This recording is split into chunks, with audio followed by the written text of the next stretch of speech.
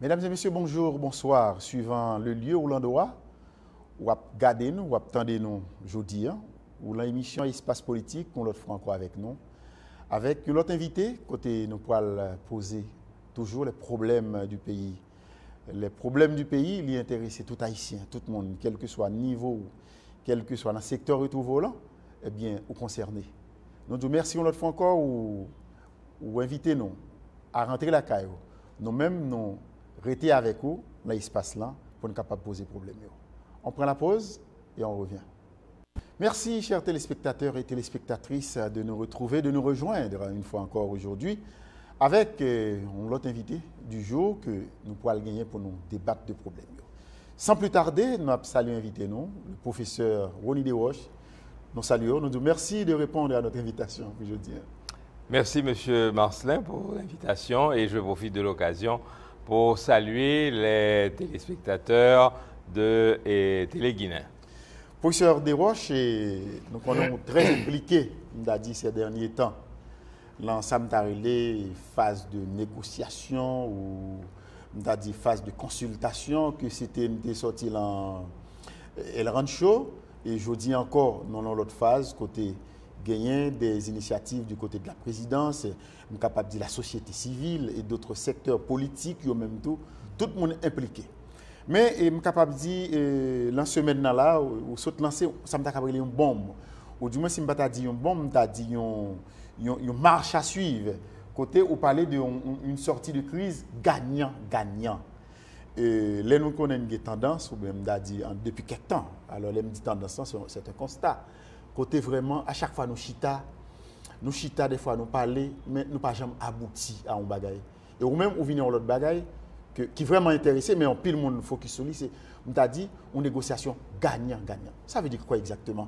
L'aime t'apprend tout ça qui passe, côté vraiment, tout le monde voulait des bagages tirer de bon côté. Chaque monde voulait, n'a pas négocié, mais tout le monde voulait gagner pour contre quoi. Une négociation sortie de crise gagnant-gagnant, c'est quoi exactement? Bon, lecture que me fait de situation haïtienne, c'est que son société qui gagnait des clivages très sérieux là-dedans. Ouais, et si nous essayons de regarder du point de vue politique, on peut joindre un bon parti dans la société qui sont-ils très à l'aise avec le pouvoir de M. Martelly, n'est-ce pas? Pour des raisons sociales, pour des raisons de classe, etc., ils sont très à l'aise. On va joindre un pile monde qui peut-être pas sentir à l'aise, qui peut-être beaucoup plus à l'aise avec les pouvoirs de type Lavalas. Tu es là, vous comprenez? Il y a un clivage société. Et moi, quoi que, je dis, il faut que deux tendances, deux sensibilités, ou quelle autre sensibilité, tout, oui, vous comprenez, mais c'est juste pour me capable caractériser bagaille là. Il faut que sensibilité ça yon reconnaître l'autre, yon accepter l'autre comme faisant partie de la nation et comme ayant droit à un espace politique. Ouais. Par exemple, si vous regardez configuration politique pays à journée aujourd'hui, on va voir que certainement exécutifs là autour du président Martelly, ou bien peut-être une certaine catégorie sociale qui est sentie à l'aise, mais dans le Parlement, ou bien des gens peut-être qui peut-être beaucoup plus proches, peut-être de la Valasse, ou bien dans certaines catégories sociales, etc. Et c'est problème ça qui est certainement à l'origine de tout conflit que nous avons. Parce qu'il ne faut pas oublier qu'au début, le président Martelly il a commencé avec une grande agressivité par rapport au Parlement. On prend ça qui passait avec Arnel Bélizaire au palais, il était allé Gary Coney, Premier ministre, n'est-ce pas, un parlementaire qui était là, il rentrait, il bousculait, etc.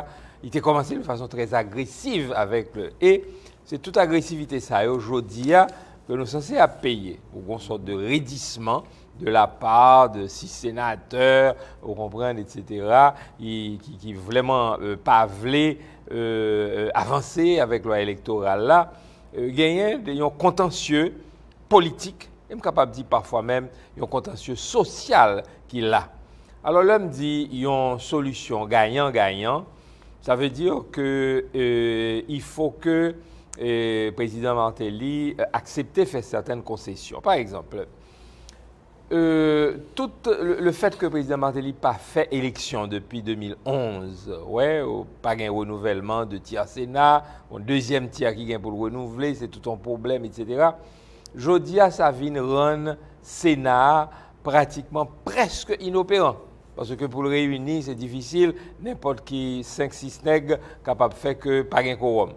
Le pour prendre une mesure, par exemple, interpelle les 3 ministres, ils sont pas capables, n'est-ce pas, un vote de non-confiance, vous comprenez, parce que vous avez manqué majorité, etc. Même si vous avez une majorité relative qui était, enfin, vous voulez rejeter, mais il n'y a pas de majorité constitutionnelle là, puisque vous n'avez pas réduit le quorum là, pour, n'est-ce pas, demander remplacement, etc.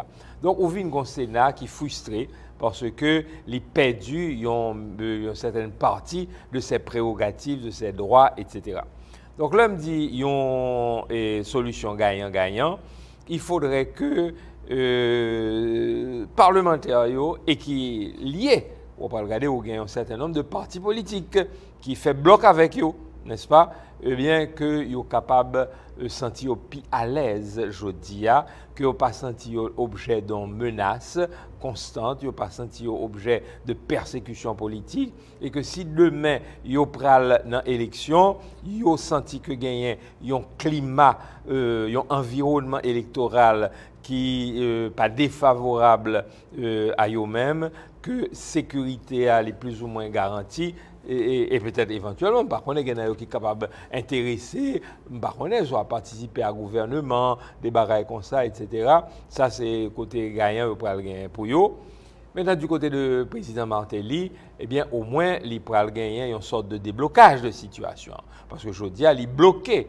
Il gagne pour le faire élection de toute façon, mais il n'est pas capable de faire parce que... C'est ça. La même cas de blocage, est-ce que je dit la même ordre d'idée, est-ce que je dit cette non-tenue des élections maintenant, est-ce qu'il ne va pas partager tout? Est-ce que je dit blocage ça, sur ton seul côté, du moins la responsabilité il y a combien un seul parti? Comme je dit, on a l'exécutif. Est-ce que à ce niveau, je dit les autres secteurs, les autres acteurs, pas à revoir tout?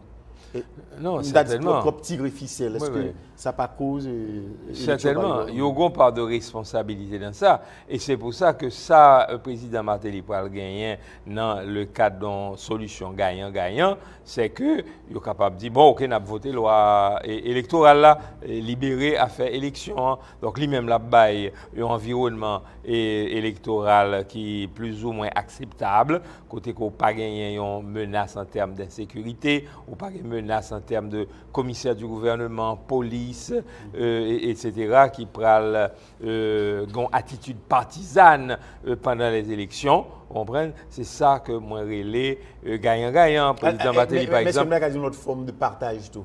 Une sorte de partage, comme dans la position gagnant-gagnant. On partage les bagages là. Au point de vue gouvernement, comme ça.